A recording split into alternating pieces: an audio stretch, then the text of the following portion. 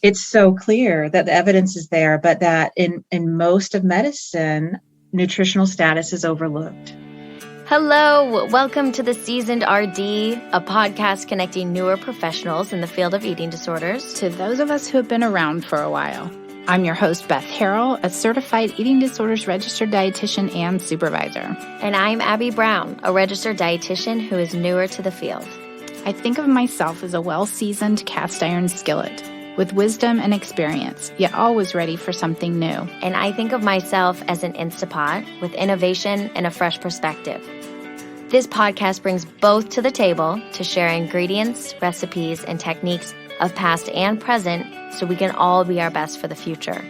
The kettle is heating up. The skillet is on simmer. So join us around the table for true professional nourishment. Abby, ready to stir the pot? Let's do it. Hello and welcome to another episode within our medical series where we are talking with Dr. Katherine Godwin, who is medical doctor and medical director of the outpatient services at Laureate's independent living program for outpatient eating disorders. Today we are also joined by our medical co-host, Dr. Michaela Voss, who you met in an earlier episode. In this episode, we hear lots of things, nuggets for not only medical providers, but for dietitians and therapists alike. It's all this biopsychosocial. Our body is a Lego system. Love this analogy. Listen in to hear how she uses it to help people understand how, when a body is malnourished, medications don't work or don't work as well. So she also talks about medications improving brain plasticity in those areas of your brain that are doing the hard work. Medications can help the brain do the new experience and the new learning to enhance your work. But please keep in mind that medications aren't everything and that the psychiatrist and dietitian and therapist can help that patient through the decision-making process about any of their medical choices. Today's episode is sponsored by Laureate, and it is an intentionally small, not-for-profit eating disorders program in Tulsa, Oklahoma, and they've been providing exceptional care for women and girls for a long time, since 1989. They have an individualized care and a nature-focused campus. Their philosophy is a relational philosophy, and they have dedication to eating disorders research, which you'll hear Dr. Godwin talk a little bit about today, and that's what sets Laureate apart in the national treatment landscape. The program consists of independent adult and adolescent programs. Know that if you send your patients to Laureate, they're going to benefit from a 1-to-3 therapist-to-patient ratio, full-time board-certified attending psychiatrists, evidence-based medical nutrition therapy, and a dedication to continuity of care. And by the way, many of their staff are certified eating disorder specialists. So patients are treated by the same physician, therapist, and dietitian from the acute level of care all the way through discharge. And adult patients who successfully complete the inpatient program are offered 30 days of care at the Magnolia House, which is Laureate's independent living home, at no cost. So to learn more about things that are happening at Laureate, visit the show notes to see stfrancis.com/Laureate. We are here today with Dr. Katherine Godwin. We are so really honored that you joined us today. Thank you for having me. Just to get things started, we have a few easy questions. So, mountains or beach? Beach. Oh, mountains. Oh, beach. Mountains. Mountains. My husband's a geologist, so I think I have to go mountains. But you can. It's an understandable answer. Thank you. Okay. Thank you. I agree. Okay, what about this one? Breakfast or dinner? Breakfast. That was fast. Yeah, breakfast for dinner. That's fine too. Is there a certain food that you really love for breakfast? I'm a savory breakfast person, but if you have to go with it, it's a blueberry pancake with your egg over easy, and just go ahead and crumble your bacon and syrup over the top of that. Oh, nice. Yeah, so you've got your salty, you've got your sweet. Mm-hmm. Nice. All right. And then audiobook or paper book? Paper. Yeah, that was fast too. Okay. All right.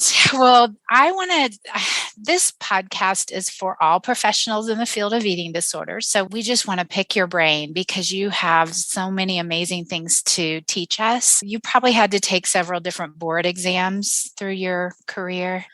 Maintaining my certification as we speak. Okay. Okay. Yes. Yeah. So I don't want to traumatize you too much, but I want to take you back to a test or board exam that you had to do that you remember. Anything for those who are listening who are kind of newer in the field and getting ready to take that test or getting ready to retake a certification? What I say to anyone who is studying for a certification is that it is a certification to make sure that you know what you're doing, and it is for proficiency, but not for excellence. So most people are functioning more in an excellence category, and that's how they're grading themselves. So recognizing that you can take a deep breath and relax, and it'll be fine because you are proficient. That is excellent I advice. Dr. Voss, you're getting ready to go into something, right? I have to take my adolescent medicine initial boards exam, and I'm very nervous about it. Yeah, you're the expert. You do it all day, every day.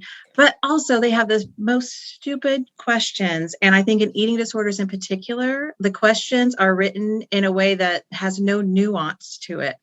And so once you're at a more expert level within a field, you read the question and you're like, well, it could be this, it could be that, it could be the other. There's Exactly. and they're too asking much. it really basic. And it's like, okay, hold on. What are they really wanting to know? I have to answer it the way they expect me to answer it, not the way that I think. Yeah, which is, well, actually, I just asked the patient more questions is what I would do. There you go. Awesome. Yeah, often my answer isn't on there. Yeah. Well, how did you get into medicine? How did you get into eating disorders, Dr. Godwin? So medicine, I always knew. I actually remember my brother, who's a little bit older than me, and his friends, they were pretty rough in the way they would play, and they would get injuries, and I would put them on the hammock and pour hydrogen peroxide on them and nurse them back to health. Oh my gosh. And I remember telling my dad that I was going to be a nurse, and he said, women can be doctors. And I was like, oh. And it was kind of from then forward. So that was always really straightforward. I thought I would be a surgeon because I love hands-on. I love construction work. I love building, seeing the result of your work in that moment. And psychiatry is the opposite. It's really, you put in a lot of love and strain and second guessing. So I thought I would be a surgeon. I lost some of my vision, actually. And in medical school, I lost some of my vision. And I was doing my psychiatry rotation while I actually couldn't see to read or to drive. And I realized I can do this work regardless of the vision concern. So that's how I came into psychiatry. My doctors at first were like, no, you should go ahead. And I had a recurrence like, psychiatry sounds really good. And it's been just the love of my life to do it, because the things that, and eating disorder in particular, because I wanted to maintain all that hard work you do to get generalized knowledge. I wanted to maintain all of that. And I worried as you went down to a really specialized field, you would lose everything. But in eating disorders, I'm a GI specialist, especially a GI specialist, but all things. So it really maintains the medical acuity. And then we have to think through our patients at a much more integrated level, because there's a general assumption in medicine that patients are well nourished and that the medicines that we give them are going to function in their bodies like they would in a nourished body.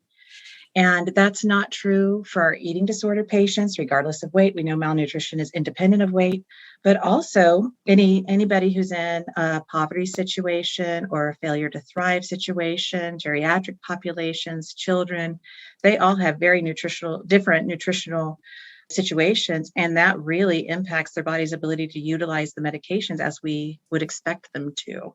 Yeah. So what does your role at Laureate look like with eating disorder patients and as a psychiatrist? What are your hands-on things you're doing with them? So I'm the medical director of the adult inpatient program at Laureate, and it is my full-time job. So I see all the patients at acute. That's 7 days a week, but I get 2 days off with some coverage. At residential, we see them 3 to 5 days a week, and at partial, 3 days a week. I initially was doing Magnolia House, which is our transitional living program. So that's how I came into eating disorders at Laureate, but I'd already had experience in my residency. So I'm hands-on full-time eating disorder. I see every patient. They're all mine. And we do have an internist who does their admission physicals, but I take care of all of their medical concerns throughout their stay, unless there's something that is really outside of the issue of the eating disorder that needs its own attention. So we are doing GI and cardiology and physical rehabilitation. Great. So I wanted to go back to how you were pulling out this concept of the malnourished body doesn't respond to medicines the same way as a nourished one. And I think that is such an important concept to understand.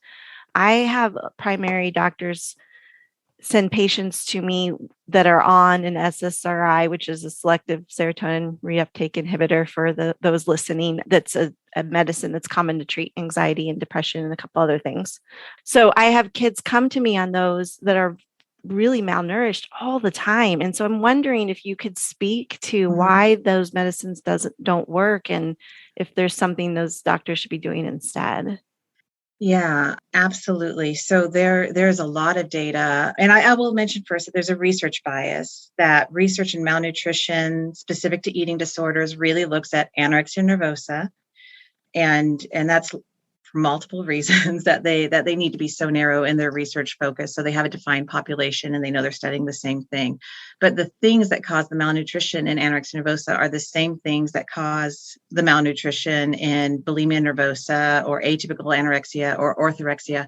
And so the way that I say it is that any eating disorder with a starvation component, restriction of specific food groups, purging, or relative nutrient deficiency, that impacts available chemical targets in the body and in the brain. If we think of I have little boys, if you think of your body as a Lego system, everything we eat is a Lego brick, and then our genes, our bodies break them down into all the individual bricks and then have to rebuild them to support our thyroid function, our energy, our cognitive function, all of our neurochemistry. So when we eat our proteins and we eat our vitamins and our body breaks those down, it has to determine, where am I going to use these bricks? And it's going to have to prioritize our physical requirements for life before it can prioritize that we are happy. That Lego example is very helpful about breaking down and rebuilding. And as a dietitian, it's one of those building blocks of all things. And we have to have them in our diet on a regular basis. Otherwise, we start to borrow from the other Lego box that we may not have. That's really helpful. I do best with visuals and things like that. And as a nutritionist, just talking about the building blocks of nutrition or of proteins in the body, or back to Dr. Voss's question, probably. So I was just thinking about, if they don't have those building blocks, what do we do? Why does that medicine not work? Yeah. Tell me if I'm going to say too much, but like SSRIs in particular, Prozac, Paxil, Zoloft, Lexapro, Celexa, and then all the other ones that are NRIs and these other forms, we have most psychiatric medications operate on the monoamines, which are serotonin, norepinephrine, and dopamine. The SSRI depends on serotonin already being in your system, and the NRIs depend on serotonin and norepinephrine already being in your system. They don't give those things to you. They help what's already in your system be more impactful. So if you've got minimal serotonin, the medication can only be as effective as the serotonin it's acting on, as opposed to if you have a normal amount of serotonin, then the medication is going to have a more normal response.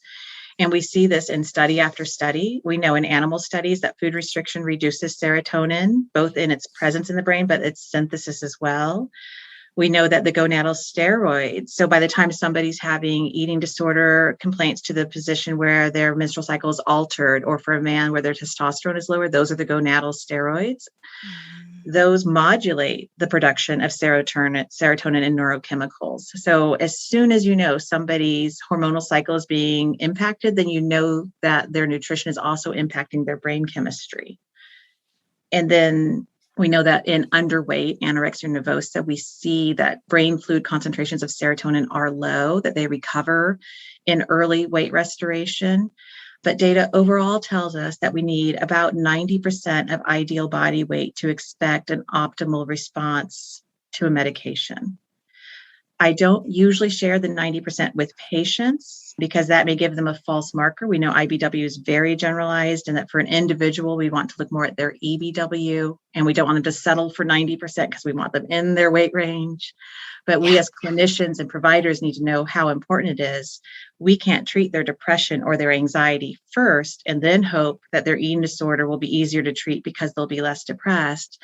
The brain chemistry caused by the eating disorder is going to interrupt the ability to treat the depression or anxiety. So we have to get the nutrition on board in order to treat the depression and anxiety. So just for people who are maybe not in the nutrition world or the medical, if they're a therapist, what is IBW? What is EBW? IBW is ideal body weight. So it's a basic calculation, which the cheap way to say it is it's 100 pounds for the first 5 foot and 5 pounds for every additional inch thereafter. There are also wonderful calculators and apps available to help with that, but that's very generalized. So somebody who's very muscular will have a high BMI and they'll be above their IBW while they're actually very fit and well nourished to have that muscular fitness. So it really doesn't have anything to do with an individual, but it's useful in generalized statements. EBW is the body weight that is more idealized for that person based off of their history. So we can evaluate possible EBW by looking at somebody's growth charts, seeing where they were in their life before the onset of their eating disorder. Of course, if they're growing up or did grow up in a suppressed nutritional environment, we need to calculate that in as well. But that's more about, we know that normal body weight defined by BMI is a broad range, and one person could be healthy anywhere between 107 and 135. Well, where's their weight range? Well, their EBW is going to be more specific to where's their weight range, where should their body show up? Does E stand for estimated? Yes. Thank you. Okay. No, Estimated. That's really helpful. And kind of going back to your whole serotonin and if you don't have it in the body kind of thing. I remember years ago trying to help someone a teenager who had already a low bone density, and she would say, Beth, I'm doing my calcium, I'm doing my yogurt, I'm doing my dairy, but her calorie level was still way, way low. And it's like your body can't build bone density if it doesn't have the building blocks just to keep your heart beating. Absolutely. So, yeah. That's the exact same parallel. And we do that conversation as well. Your body has to be well enough to have a normal hormonal cycle first, and then the vitamin D, and then the intake of calcium. That's when those things will make a difference. And only after all those things are in place, then you can add the weight-bearing physical activity to build your bone health back. But doing the weight-bearing physical activity before all those other steps are in place actually destroys bone before it builds it. Right. And the multivitamin is the same thing. It doesn't help if you don't have the energy. Yeah, absolutely. No, I think there are so many parallels, and that's a way in for patients sometimes, because a lot of patients struggle with the concept of themselves as malnourished. It's a defining characteristic literally in the DSM for the eating disorder is a lack of insight into the severity of their illness and the implications of it. So I find that making medical parallels to something that is not related to body weight or size or shape, making those medical parallels and having them on the same page with that, and then saying this is the same scenario here, is very helpful. And I just love when you talked about how the medicine works in the body. I mean, you can't get it any clearer that food is your medicine. I mean, that is proven on the molecular level is what you're saying. And so we use that phrase a lot, but you've got all the science to back it up. It literally is your medicine. Oh, yes. I will sit down with patients and do the slideshow. I have several slideshows on this because I'm also a visual person, and I think you have to hear it and see it in different formats to really believe it. And then we talk about where are the nutrients coming from. So tryptophan is the essential amino acid only in dietary sources that's required for serotonin synthesis. Tyrosine is required for norepinephrine and dopamine synthesis. If you're not eating foods that are rich in tyrosine and tryptophan, you're not even getting your Lego blocks in the first place.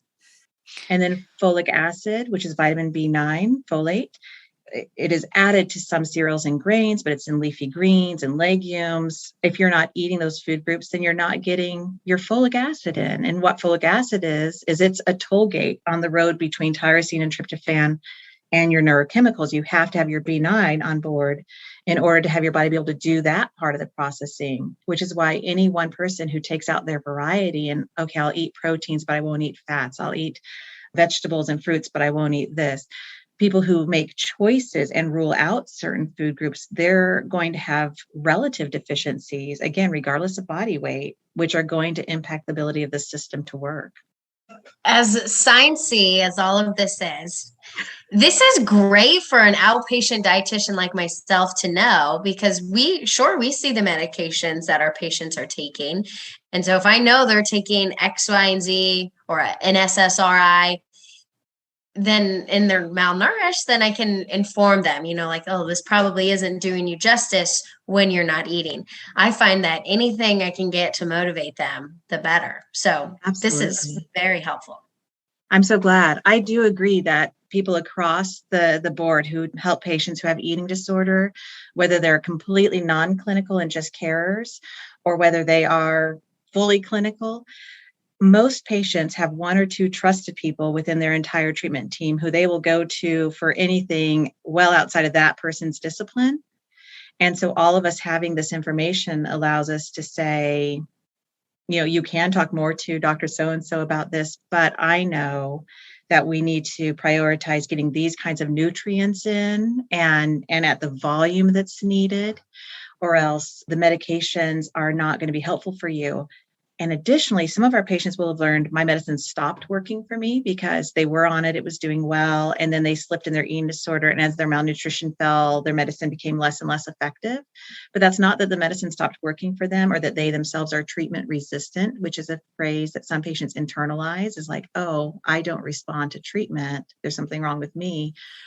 No, your nutrition cut out underneath the medication and the medication stopped being helpful, but it will be helpful again. We have to get that nutrition back on board for that medicine to be helpful. And then you recently did, and this is kind of in the same realm, but shifting a little bit. You did a presentation recently on the impact of genetics on eating disorders. And if you could speak to that a little bit. Absolutely. It's in a few different ways. One of the areas is MTHFR, which is methylene tetrahydrofolate reductase. So much easier to go with MTHFR. And it is part of what takes folic acid or folate that you eat or take a vitamin for. And it goes through a series of steps to become BH4 and L-methylfolate, which are the active forms of that vitamin. And they are the gatekeepers of making your nutrition into your brain chemistry. So that one particular gene has different variants, and those different variants greatly impact your body's ability to transition the folic or folic acid that you're eating into the BH4 or the L-methylfolate. This is often looked at more from a homocysteine level, which is more of a medical concern, but in mental health, there are a lot of considerations to the MTHFR. There have been some studies that show for patients who have a genetic variable there that is a lower producing variable, that supplementing above the alteration, so supplementing the L-methylfolate in a format that will penetrate the blood-brain barrier, so not peripherally like most medications, but one that will get into the brain, supplementing that can actually help depression and anxiety symptoms in and of itself, even without Prozac or Paxil or any of the antidepressants. But just by helping this one step of normal internal chemistry to do its job a little bit more efficiently. That is so amazing. I'm like frantically writing notes over here. I'll forward my slides. I am so excited to learn all of this information. Wow. I have a lot to ponder on after this. Okay, so can I keep asking questions about the medicine? Because I'm just thinking from the doctor perspective, some of the things you said earlier, you talked about how they need to be at a certain ideal body weight in order for the medicine to be effective. They have to be eating enough and maintain enough nutrients and calories in order for the medicine to be effective. So I've got two burning questions in my head. One is, we also know that SSRIs take a while to build up in your Mhm. system. And we talk about the 4 to 6 week time frame of at a certain dose. And so Mhm. does that still happen when they're malnourished? And so is there a reasonable consideration to start the medicine earlier so they're at an effective dose when you start making serotonin? Or is that just introducing side effects with no benefit? Because I work in the inpatient setting, I'm in that situation every day of this patient's nutrition is not yet in place. Their body is not yet in place for this medicine to be fully effective. But for any individual patient, they may be getting some benefit at the lower doses that will continue to improve as they go higher. And additionally, by starting a medicine early, we can assess for tolerance, assess for side effects, move the dose up into a truly therapeutic range. And that can be very helpful because most antidepressants have multiple steps. Fluoxetine, which is Prozac, you may start at 10 or 20, and then you go 40 and 60. And then the data is very strong that if somebody has OCD, that you need to go on up to 80 and maybe even as high as 120. So that's, 6 steps of adjustment for just that one medication to get to what may be a full treatment dose. And the thing is, it's 4 to 6 weeks to start seeing the benefit at the treatment dose. So if you're not seeing it at 60, then you need to go up to the next dose. And do you wait another 4 to 6 weeks to then go to the next dose? So it's going to take a year to get to the treatment dose. In the inpatient setting, we can start the medicine, make sure you're tolerating it. In 7 days, we can go up. In another few days, we can go up. So what we're doing there is we're getting you past the starting doses and into the treatment range. And we can assess for side effects and tolerability. If a medicine's not well tolerated, great. Let's go on to our next trial, or slow down the trial if it's something that we know will expire once their body is more acclimated to that medication. Additionally, for those of us who do blood levels for antidepressant medications, I'd say it is not the standard of practice, but I think it's an enhanced standard of practice that we can, of course, do gene testing. Gene testing has been very popular in the last many years. You can send somebody for a gene panel and it will tell you that they'll be fine with this medication. This medication is more of a caution. There's a whole nother list of discussion we could have about that. But I've had the experience of having a patient who had the gene testing done and she was on sertraline, which is Zoloft, and her testing said she's good to go with Zoloft. It should be fine for her. Her blood level on Zoloft was a quarter of what I expected it to be based on the amount she was taking. And the only way I know that is to do a blood test of looking at her serum level.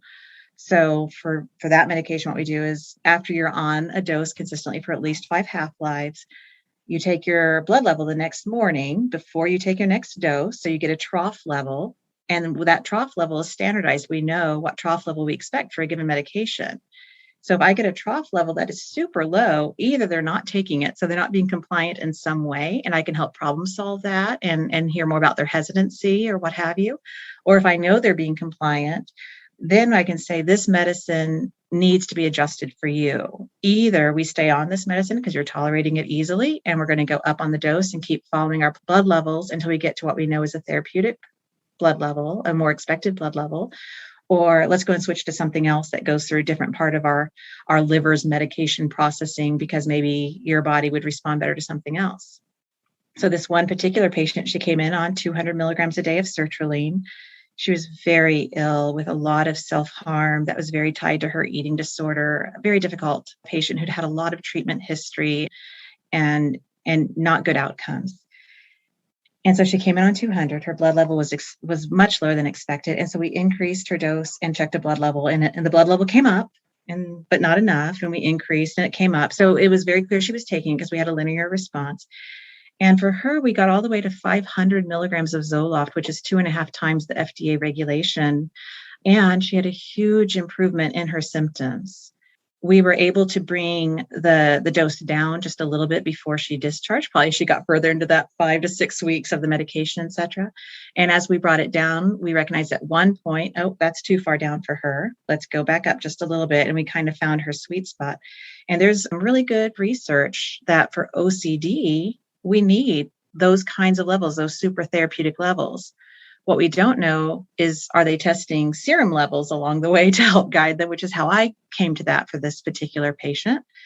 or why is it that some patients need supertherapeutic levels. But by doing the blood testing, we're not just looking at a theory of how will this patient's body respond. We're looking specifically at how is this patient's body responding and what can we do to help their body have a full ability to respond to a medication rather than being declared treatment resistant, but it was simply because she never had the blood levels she needed. Yeah, that's taking individual medicine to the next level. I love that. Yeah, I really do enjoy doing that with people because we've had wonderful conversations about it's not that you can't respond to medicines or medicines don't help you, but in this context of getting nutrition on board, let's also look at what does your body respond to, what gets your blood level where it needs to be, and what symptoms are we targeting. And so just out of curiosity, what blood serum level are you checking? Like what metabolite or? Almost every psychiatric medication has data that has to do with its safety data for one thing, because psychiatric medications might be more common to be used in overdose. So there's some testing resource from that position. Some psychiatric medications are also anti-seizure medications. So anti-seizure medications have well-established blood levels. But then there are also studies just in a test population. As this medicine was being trialed, what do people get at 20 milligrams? What was the common blood level? And you get a normal of this is where we expect plus or minus that much. And then for each medication, you can generally find that any lab has a standardized this much for this amount. So you're testing the drug or the metabolites of the drug directly, not some indirect marker of it. Okay. So serum fluoxetine, serum norfluoxetine, because that's the active metabolite of fluoxetine. So that's Prozac, and then and so on for each of the other ones. So is there a role for medications outside of SSRIs or SNRIs in the eating disorder population that might bridge the gap between those two? Absolutely. And I do want to say that OCD and eating disorder have a high crossover. We know there's about a 40% comorbid diagnoses, but we also know you don't diagnose OCD unless somebody has full OCD outside of their eating disorder presentation. For so many patients, there's an OCD styled eating disorder that would fit an OCD diagnosis in every way, except it applies to food behaviors and food beliefs. When you have that population, I believe it is reasonable to think of what we know in the OCD population, which is SSRIs are first-line treatment, supratherapeutic dosing of SSRIs or high-dose SSRIs is the second line, and then the next is to augment, typically with an atypical antipsychotic medication. So that's OCD. Interestingly, in eating disorder, anorexia nervosa in particular is where the research is.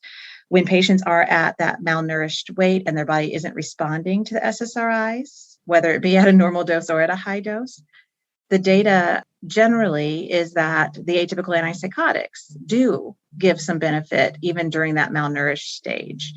The three atypical antipsychotics have the most information are aripiprazole, which is Abilify, quetiapine, which is Seroquel, and olanzapine, which is Zyprexa.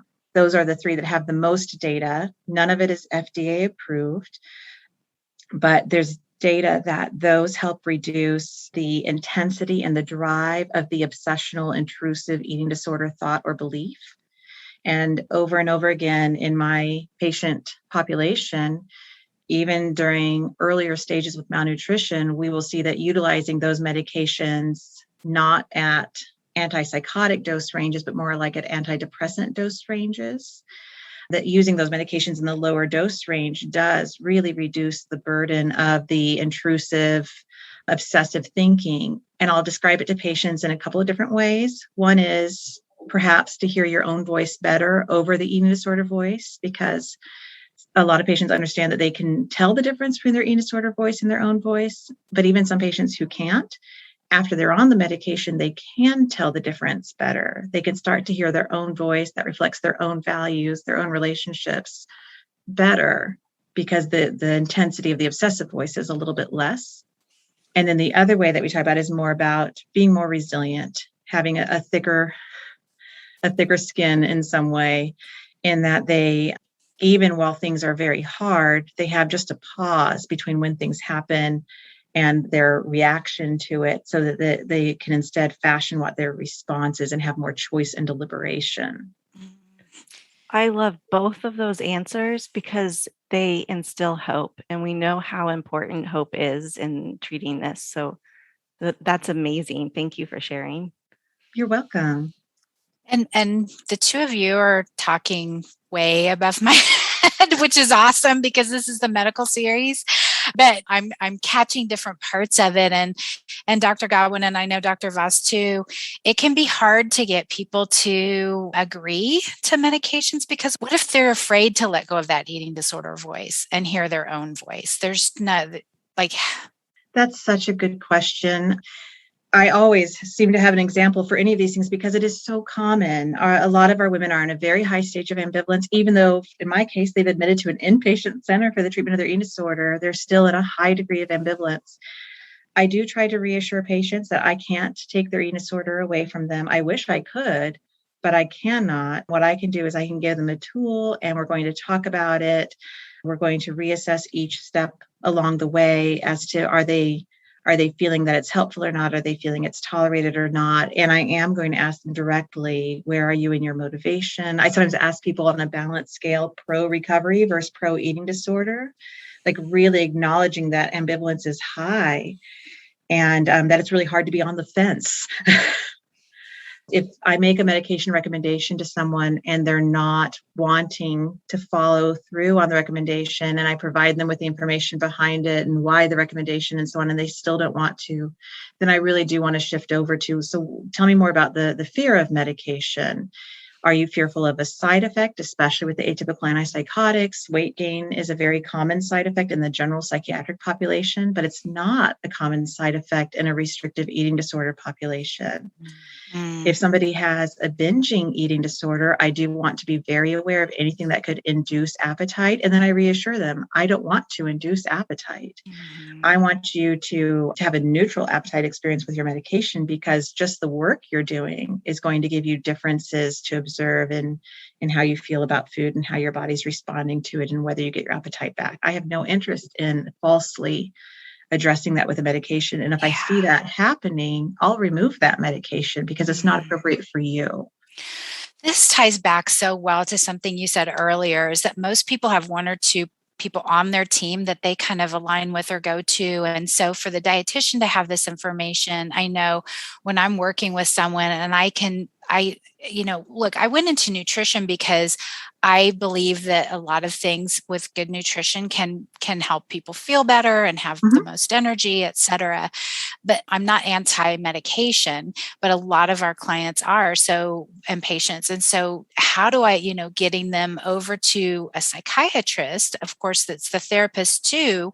And the therapist may have that relationship with that client that can help. But I have to also let people know that a psychiatrist is not just going to give medication. They are someone you can ask those questions to and say, look, doc, I'm not ready for medication yet, but I'm here. What can you tell me? And then that way you can ask those questions, that ambivalence kind of weighing back and forth of pro recovery or pro eating disorder right now.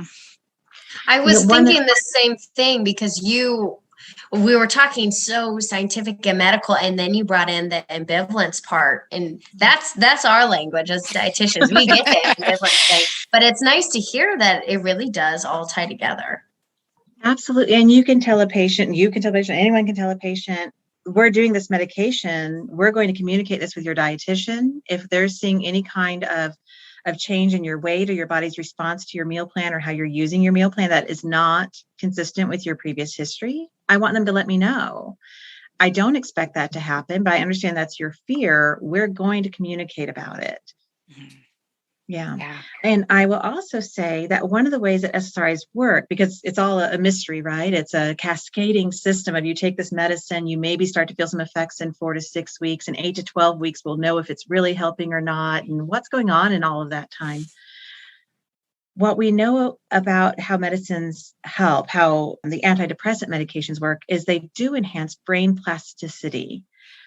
So in our lives, before we started treatment for our eating disorder or our depression or our anxiety, we've had numerous learning experiences that have shaped who we are today, including areas where we have confidence and areas where we do not, areas where we hold certain beliefs, and those beliefs have become very reinforced in our obsessive behavioral pattern of I have this fear, so I do this behavior, and I have this fear and I do this behavior, and it just, the brain learns beautifully. So it's done all this learning.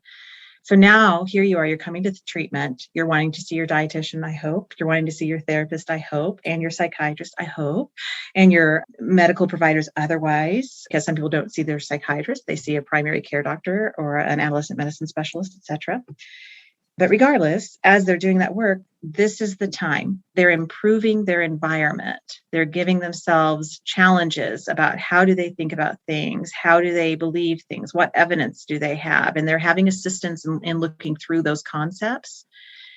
Enhancing brain plasticity with the medication enhances the work of therapy. It helps the brain do the new experience and the new learning and hold on to it. So if you're going to do a medication, let's do it while you're also doing this other work, because it's going to enhance your work.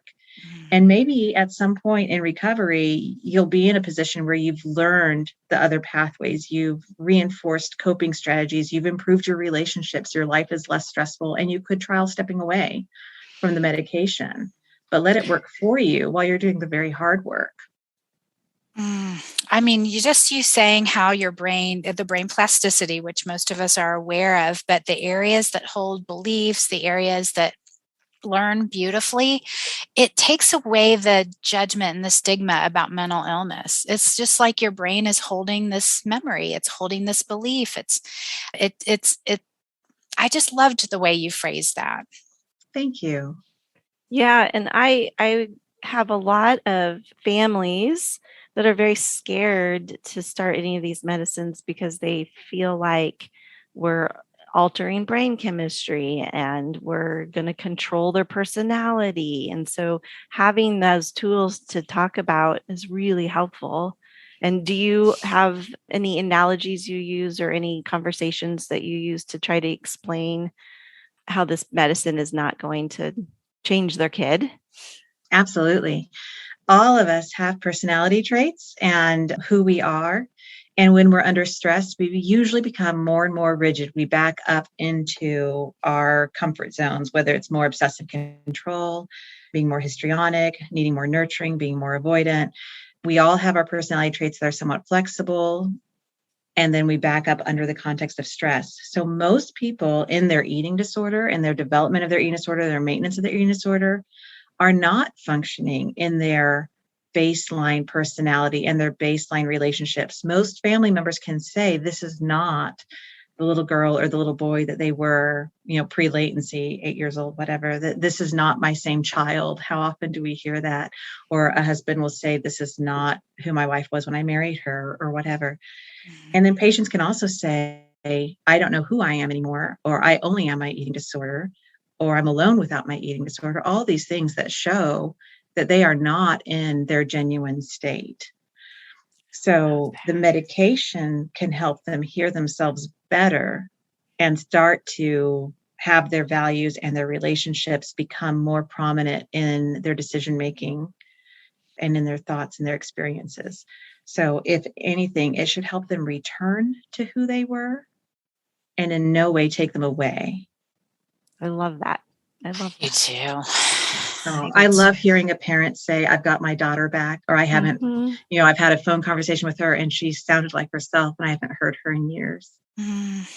This is why we stay in this field. I mean, the work can be so rewarding. It can be so difficult, but I mean, just the theme is collaboration, teamwork, meeting your patient, your client where they are, using the language that helps them look inward and see themselves, and using any tools that we have, which can be medications, which is definitely nutrition for eating disorders.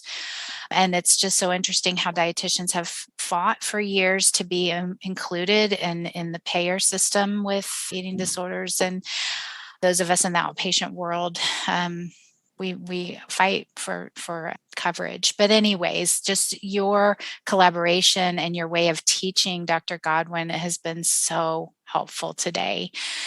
Abby, you have a kind of a wrap-up question for us. Yes, I do. So, Dr. Godwin, taking yourself back to entering the field of eating disorders, what do you wish you would have known then that you do know now?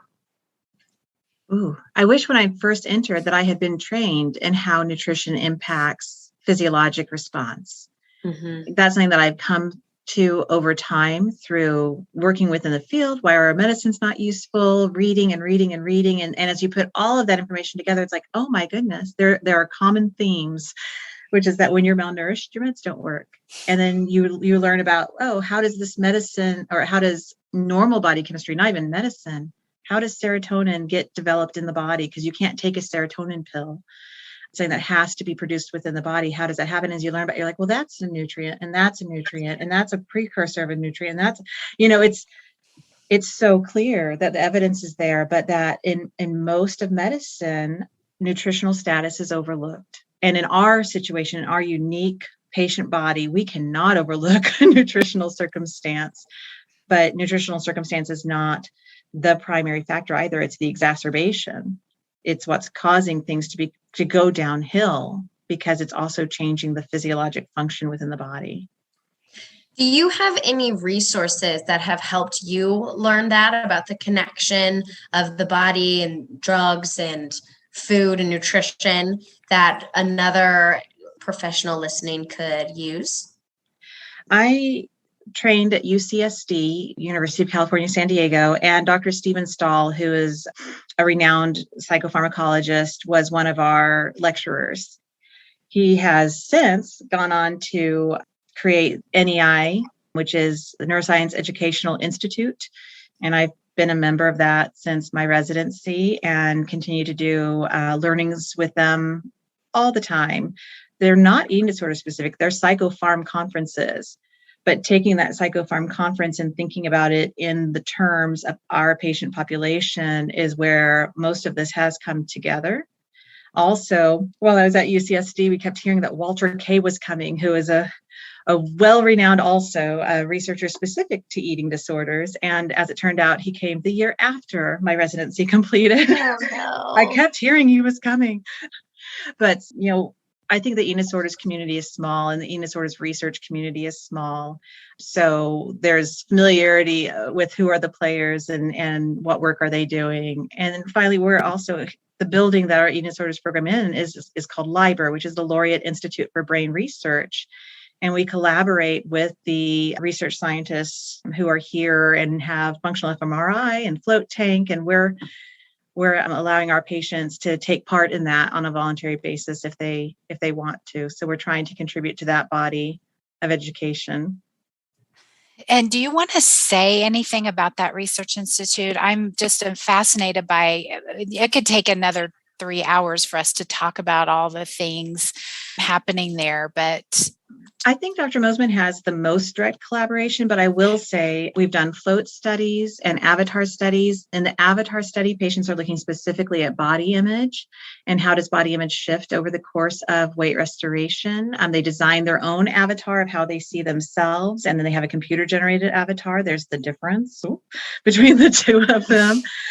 And then in the float tanks, because that decreases your sensory, your external sensory experience. So then there's also work around the inner state with that. And then in functional MRI, what are they seeing when we're taking people through beliefs around food, images that are neutral, images that are body image, images that are food related. So all sorts of, there's a capsule study, which is they, not me, they swallow a camera pill, which is taking images throughout its course of transit. I think we got approval for a microbiome study that they're still kind of putting together how to do it, but looking at doing stool. It's changing somebody's microbiome by using a normal stool that has been sanitized. Fecal injection. Yeah, transplant. Yeah, stool transplant. Fecal transplant, yeah. Yes. And Beth, I wanted to say earlier, you mentioned how hard dietitians have to fight, especially in the outpatient world, to be included in the insurance for a patient's treatment team. And while that is an ongoing fight, absolutely. I will also say we tell patients your dietitian is a primary part of your treatment. And if you think about what your copay is for admitting to the hospital, seeing a dietitian for a whole year is going to be less than your copay for a new hospital admission. The value is beyond words. Yeah. Thank you for that.